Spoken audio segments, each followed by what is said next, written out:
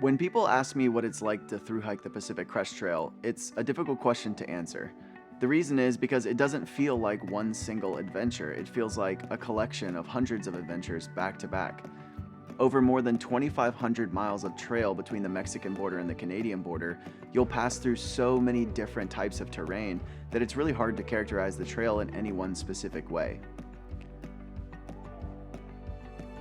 The beginning of the trail is a mix of high and low desert with all sorts of wildflowers and interesting flora and fauna. When you hit the Sierra Range, you're going through big, wide open passes and snowfields. I found myself up on some mountains that I don't think I ever could have dreamed of before I actually hiked the PCT.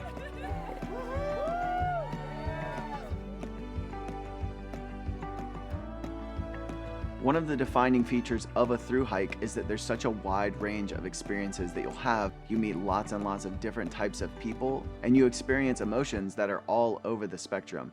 You'll hear people often say that the highs on trail are really high and the lows are really low.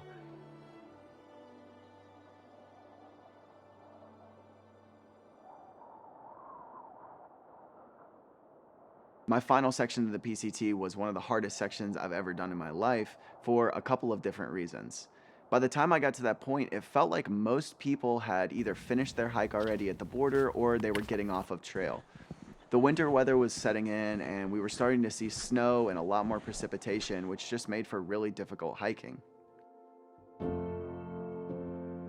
That final section really was characterized by extreme highs and extreme lows. I don't think that there was a day that went by that I didn't think, at least at some point, why am I out here? Why don't I just go home? Nobody cares about this. I don't even care about this.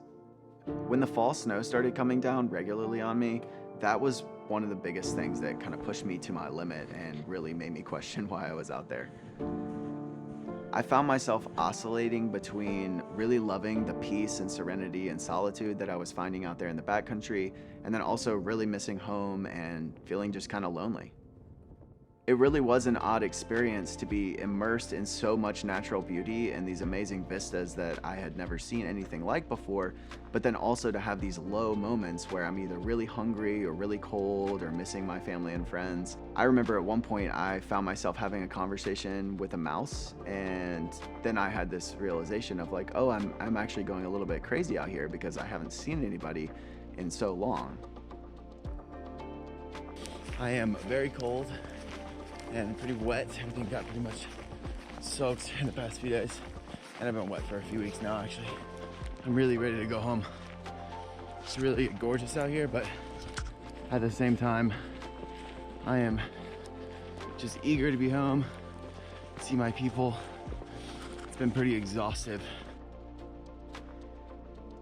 There's a kind of headspace that you enter into when you've been on trail for 5 or 6 months where you feel kind of disconnected from the rest of the world, and it brings with it a sense of peace, a sense of serenity, a sense of solitude that really is beautiful, even if it's not always enjoyable.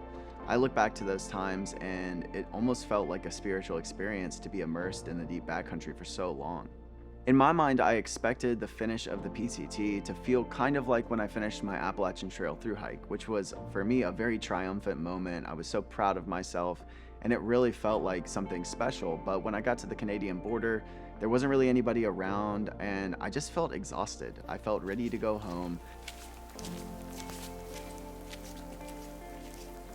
Looking back, the thing that makes my experience on the Pacific Crest Trail special wasn't some sort of triumphant finish. It was the little moments along the way and the people that I met, the friendships that I still have today, all of the new things that I learned, the places that I got to see.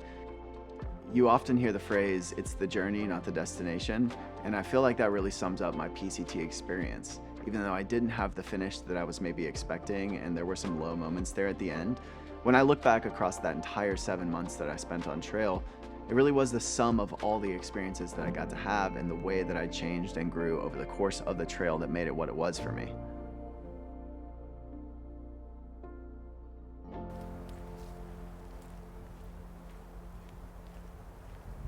When you step out into wild spaces, you really are signing up for an adventure, and you don't always know what you're going to get. You can almost guarantee that it's going to be filled with some awesome moments and some really tough moments. My takeaway from the entire hike was really just to be present in the moment wherever you are. Sometimes it's going to be really fun. Sometimes it's not going to feel very fun at all. When you step out into a long trail, you're opening yourself up to the possibility of extreme discomfort, almost the certainty of extreme discomfort. But the trail experience wouldn't be what it is unless it was that mix of highs and lows, unless it did push you to your limits and push you to your extremes. I'm so thankful for this hike, and I look back on it as some of the sweetest memories of my life. If you're considering getting out on a long trail, or maybe you just want to do a short backpacking trip and you're trying to get started, I'd love to be of support in any way I can.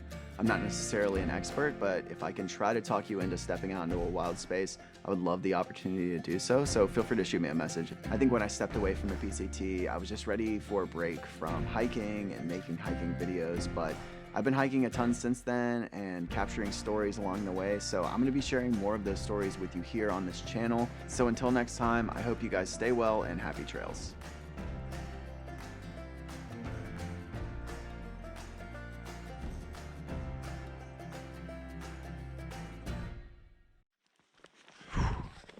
All right, Panda checking out, signing off.